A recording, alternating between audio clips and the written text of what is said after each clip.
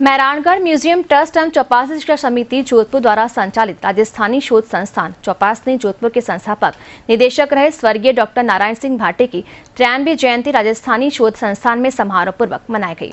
समारोह की मुख्य अतिथि मेहरानगढ़ म्यूजियम ट्रस्ट के महाप्रबंधक जगत सिंह राठौर ने अपने संबोधन में कहा कि राजस्थानी के महान कवि डॉक्टर नारायण सिंह भाटे के काव्य से साहित्यकारों को प्रेरणा लेनी चाहिए।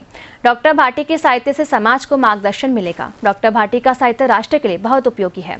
समारोह के प्रमुख वक्ता जयनारायण व्यास विश्वविद्यालय हिंदी विभाग के विभागाध्यक्ष प्रोफेसर डॉक्टर महिपाल सिंह राठौर ने अपने संबोधन में कहा कि डॉक्टर भाटी की राजस्थानी भाषा, साहित्य, संस्कृति एवं इतिहास के प्रति जो साधना रही है वह आज की पीढ़ी के लिए प्रेरणादायी है।